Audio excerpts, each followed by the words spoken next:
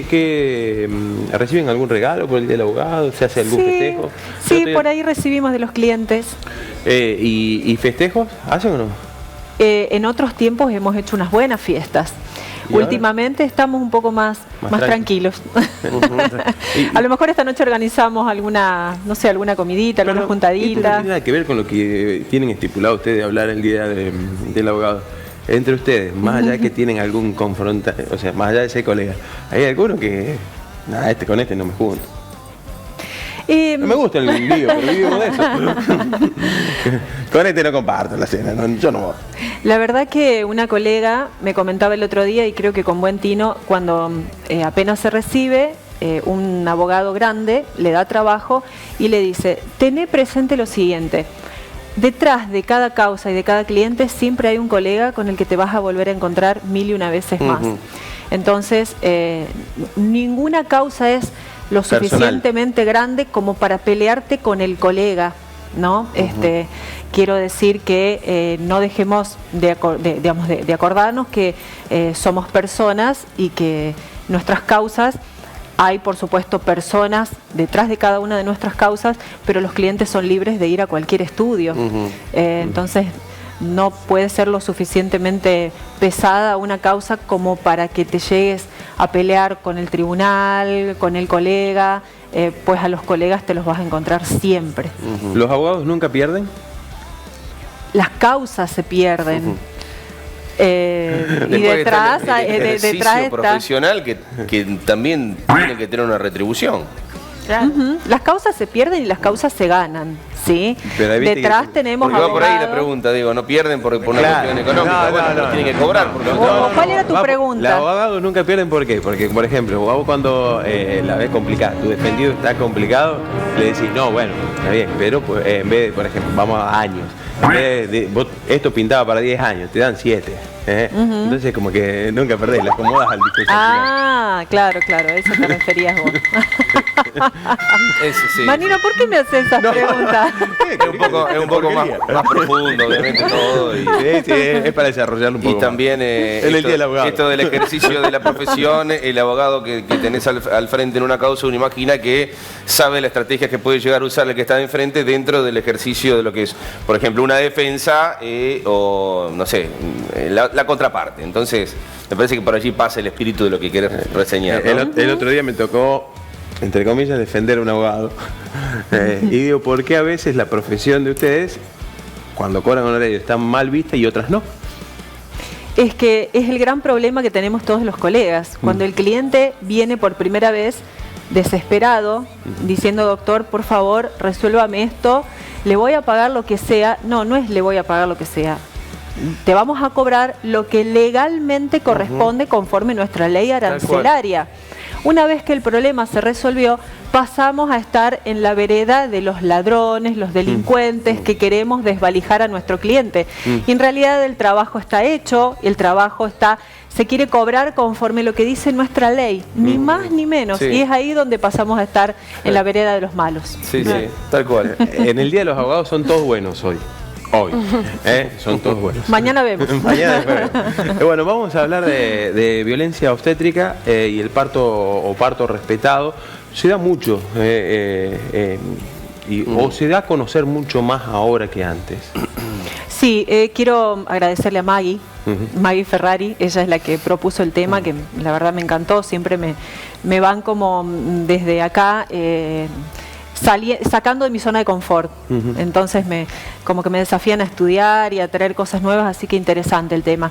Sobre todo basado en lo que está pasando en Córdoba con el hospital neonatal, cuando además de lo que viene ocurriendo desde marzo a la fecha con estos bebitos que empiezan a fallecer sin causa natural aparente, cuando las mamás ven esta primera chica que queda detenida, Brenda Agüero, la identifican como la persona que las estuvo atendiendo, que estuvo en contacto con ellas y con sus bebés, y que las atendió a ellas y retiró a los bebés. Es lo que se dan cuenta después de un tiempo, porque pasó un tiempo para que esto suceda y pasaron muchos bebés en el camino, encuentran el punto en común en la situación en esta mujer. Exactamente, la identifican, ¿no?, físicamente, además de manifestar el maltrato que habían recibido de ella. ¿sí? Y es ahí a donde, bueno, se relaciona esa situación con lo que hablamos hoy. En realidad la cuestión de la violencia obstétrica viene de lo que es violencia de género.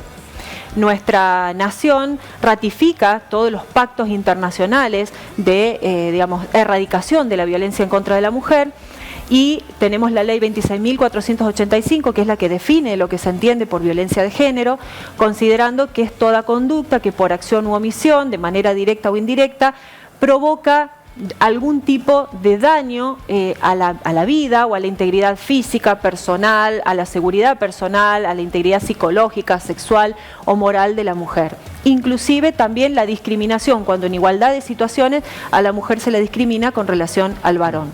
Y dentro de esa violencia de género, ahí está una de las modalidades, que es la obstétrica. Y la obstétrica es la mala atención, el maltrato que puede recibir la mamá, tratos denigrantes, vejatorios, por parte del personal de salud, sean instituciones públicas o privadas, ¿sí?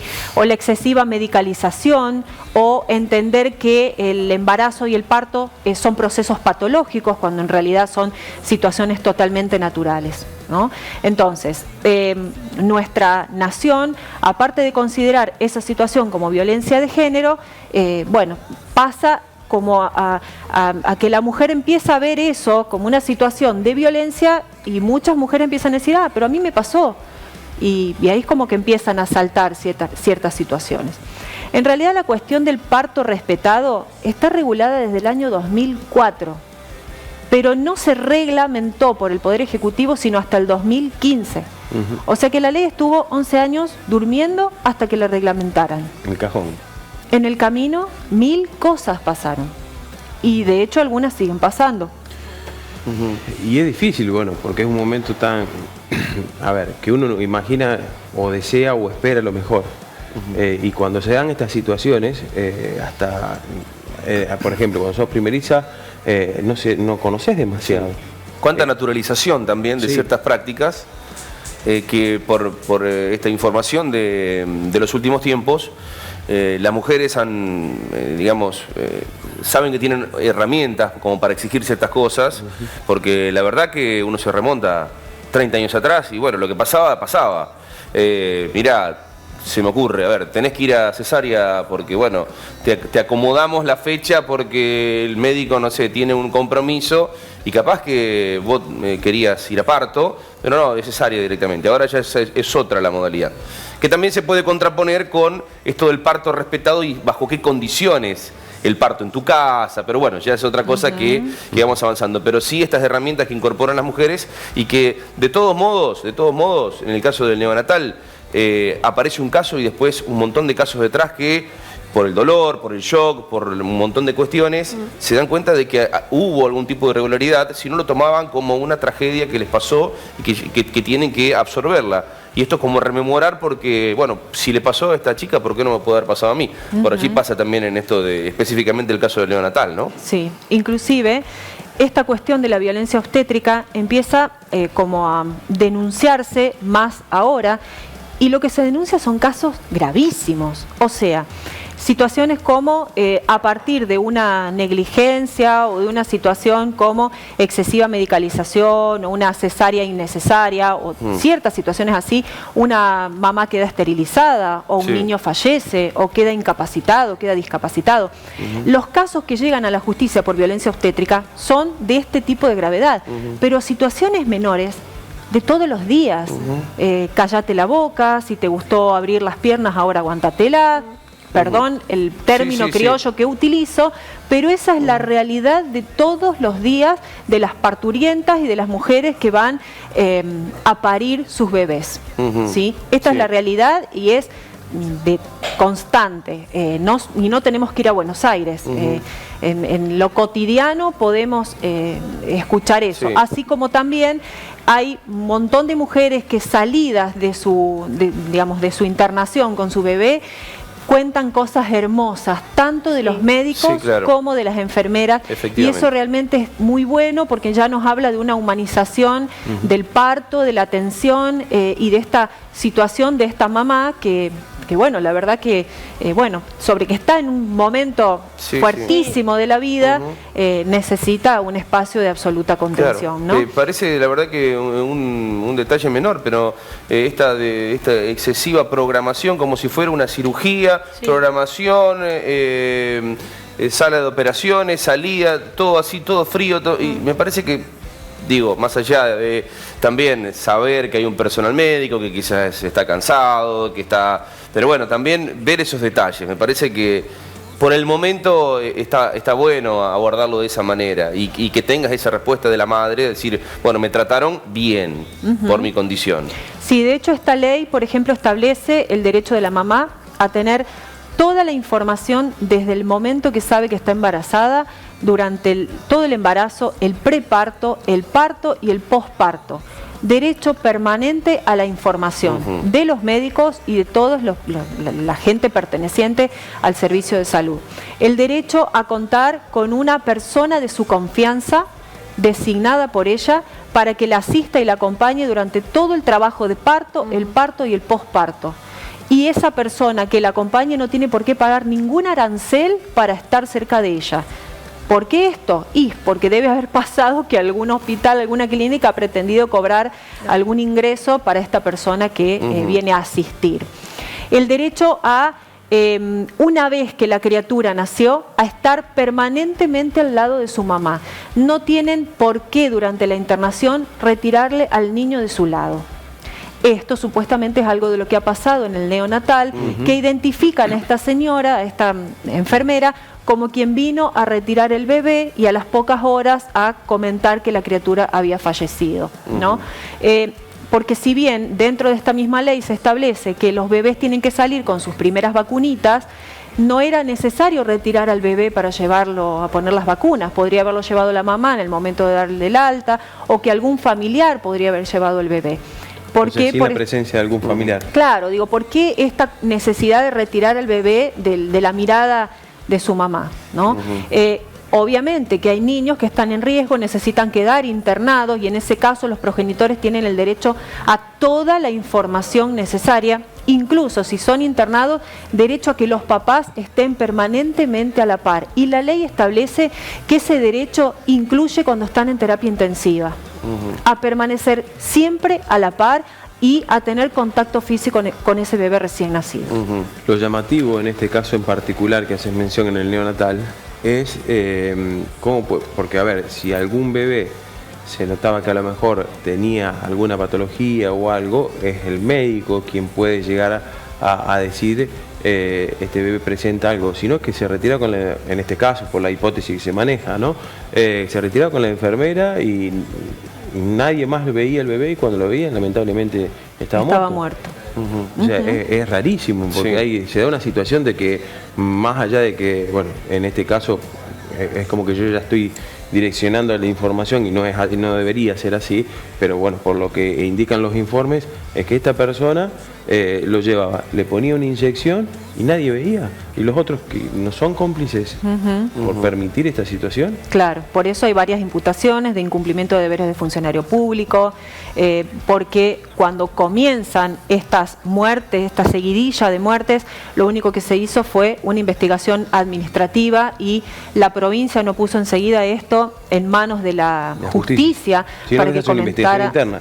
Exactamente, se hizo apenas una investigación interna, de ahí que, hablando en criollo, corre la cabeza del ministro, justamente porque del ministro y de sus inferiores se esperaba una denuncia penal, que esto se investigara desde la justicia y no simplemente con un procedimiento administrativo interno como fue que se realizó. Se descarta la idea de la medicación vencida, que era una de las cosas que se había planteado al inicio. Se hicieron pericias forenses sobre los bebés y se determinó que tenían hiperpotasemia, o sea que estaban excedidos en potasio, que no es natural para una criatura recién nacida. Algunos presentaban más de 2 pinchazos, que son, digamos, más de las 2 vacunas que debían tener supuestamente al inicio, lo que daría cuenta de una situación que no sería accidental o una situación de muerte natural. Y bueno, dentro de esta ley, además, quiero recalcar el derecho de la mamá a elegir el modo y la vía en que desea tener a su bebé. Claro. No, iba a consultar que en el caso de que se la declare culpable a esta enfermera, ¿cuál es la posible pena que se le puede adjudicar, digamos? Yo entiendo que un homicidio calificado, ya verá cuál es la calificación, pero ahí seguramente tendremos alevosía y algunas otras cosas más, porque pobres criaturas, qué defensa tenían al respecto, ¿no? Y hay que ver cuántos bebés son en total. Además, por la cantidad y sí, no sé, hay algunas mamás, por ejemplo, que alegan que ella no actuó sola, no podía haber actuado sola. De todas maneras, esto recién está en pañales, la investigación, y la identifican como la persona que las maltrató y que estuvo cerca de ellas y de su bebé. Claro. Pero de ahí a que sea realmente la persona culpable hay un camino largo de investigación, ¿no? Para poder llegar a establecer esa autoría. Y en torno al parto respetado, ¿cuál es la cobertura o la órbita donde se enmarca aquellas personas que deciden en pareja tener a su bebé en un domicilio con personas a las cuales se le paga un montón de dinero, que prometen un montón de cosas, después las cosas salen mal, porque digamos que uno entiende que por ahí no es el ámbito correcto, no están todos los elementos necesarios? ¿Cómo se aborda desde el punto de vista legal si es que sucede algo, porque después algún problema, fallece el bebé? Bueno, ¿cómo se le cae a esos padres teniendo en cuenta que tomaron esa decisión? Bueno, la ley habla de instituciones públicas y habla de obras sociales y de medicina prepaga. O sea que es un comunicado a los padres de que el parto protegido es en las instituciones médicas. Correcto. ¿No es cierto? O sea, hasta ahí llega la protección legal en el sentido de, papás, si llega a pasar algo, ustedes no serán responsables, ¿no? Ya pasaremos o tercerizaremos la responsabilidad a la institución médica, que en todo caso no ha actuado correctamente.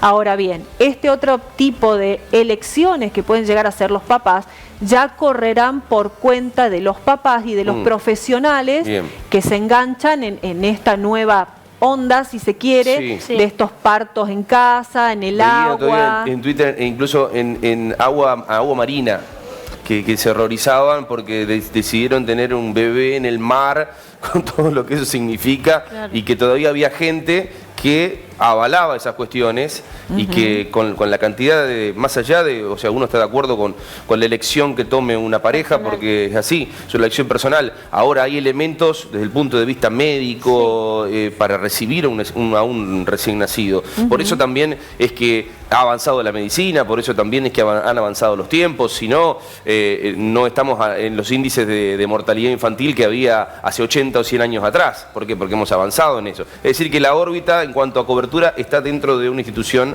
sanitaria. Después, la responsabilidad es de los padres, claramente, ¿no? Y de los padres y de quienes, los profesionales o personas que asistan. Aparte, por más que esté todo planificado, programado, pueden pasar situaciones impredecibles, digamos, en ese momento. Entonces, como que puede llegar a ser muy complejo. Sí, en cierto modo, sí. O sea, lo que la ley protege es dentro de los cánones normales de lo esperable. Este tipo de situaciones pueden surgir, tal como vos decís, situaciones no esperables, que si tienen como causa esta elección, bueno, después se evaluarán cuáles son los responsables de esto, ¿no? Nati, los otros días compartiendo una conversación con chicas, bueno, que algunas habían sido mamá, otras lo están por ser, sucede mucho esto que hablabas vos, por ejemplo, que tienen no me sale la palabra, un ginecólogo de toda la vida, de siempre, pero que solo les da la opción de ir a cesárea y no hay forma que les haga hacer parto natural por más que las madres quieran, estén dispuestas y vaya súper bien el embarazo, digamos. ¿Qué haces en ese caso? ¿Tenés que sí o sí cambiarte? Porque a muchas les ha pasado, me tengo que cambiar, no hay forma, no hay caso, y por ahí no se sienten tan cuidadas porque fue su ginecólogo de siempre. Es que, no la verdad que está, el médico estaría violando esta ley de parto respetado. La verdad que sí. Una cosa es que el médico haga una explicación técnica, científica, que establezca, no, mira, tu bebé tiene tales peligros, vos tenés tales peligros de muerte, como para que haya una justificación científica por la cual la mejor vía es la cesárea, claro. Con lo cual ya madre y médico elegirán por qué. Ahora, si hay un médico que solo manifiesta yo hago cesáreas sí. Y no otra cosa, sin justificativo, está violando claro. La ley. Por lo tanto, la mamá en ese caso tendrá que hacer no solamente el cambio de médico, sino sí. También las denuncias pertinentes. Bien. Es lo que hablamos antes, caso, esto ¿no? de la frialdad, ¿no? De tenerlo como una cirugía que se pacta tal hora, tal día, bueno. De hecho, no solo lo que decía Cami, sino que también hay historias, o que pasa aquí en la ciudad de Morteros, que comenta, por ejemplo, se tiene que ir de vacaciones el médico o la médica y te dice, también te da la opción, o adelantamos el parto o lo tenés con otro médico. Y eso pasa, y también pasa por parto natural.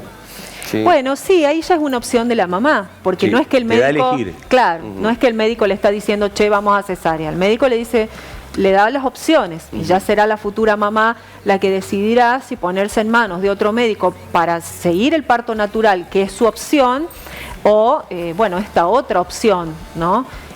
Pero bueno, no es que un médico se cierra, como comenta Cami. Claro, tiene que haber un consenso, claro, es así, una situación consensuada. Sí, porque es el derecho de la paciente elegir cómo quiere tener su bebé y por qué canal, por qué vía, excepto en una situación, vuelvo a decir, donde el médico científicamente exprese que corre riesgo la vida de ella. Cuando son horas interminables de parto y que bueno el médico recomienda, bueno, ya no se puede, tampoco bueno poner como primer lugar la obstinación quizás de una madre que lo quiere hacer a toda costa, pero en realidad corre riesgo su bebé, ella. Entonces bueno, me parece que, pero yo me traslado muchos años atrás y como decía, lo que te dice el médico, mira, bueno, vas a ir a cesárea el miércoles que viene. Bueno, cómo no, doctor, porque vos te encomendás y quizás vos, a sus manos. Es un momento de extrema vulnerabilidad de la mamá también. Entonces como que a veces, bueno, haces lo que te dice tu profesional, que te acompañó durante años y bueno, por ahí pero no ahora es lo que sabés que vos ahora sabés que lo podés plantear. Claro, ahora sí, es como que están todos más alertas. No, yo, doctor o doctora, quiero hacer un intento por parto natural. Y capaz que antes lo que te decían lo hacías. Entonces, el que sabe es el médico. Claro, sí, exactamente. Claro, por supuesto. Sí, uno se somete a su sapiencia. Por eso también planteábamos esto de a veces no tampoco irnos a los extremos, por no sé, algún estilo de vida, tomar una decisión, una determinación donde no tenés todos los elementos necesarios para recibir un bebé, entonces pasan las cosas que pasan. Entonces bueno, me parece que está bueno hablar de estos temas y enmarcarlos cómo son las cosas, ¿no? Está bueno dar herramientas, que las madres tienen derechos y que también a su vez hay un personal médico que está al cuidado de esas madres y bebés, ¿no? Exactamente. Nati, ¿algo más que quieras agregar? Que la mamá en todo momento debe ser considerada una mujer sana a los fines de no medicalizarla innecesariamente, de no aplicarle calmantes y sedantes, de mantenerla totalmente reflexiva, lúcida, para poder participar activamente de su preparto y de su parto, ¿sí? Y en la toma de las decisiones necesarias en todo este proceso tan trascendental para su vida, ¿no? Agradecerte estos minutos. Por favor, gracias chicos. Gracias Nati, feliz día. Gracias. Feliz día y bueno, a partir de mañana vuelven a ser los malos los abogados.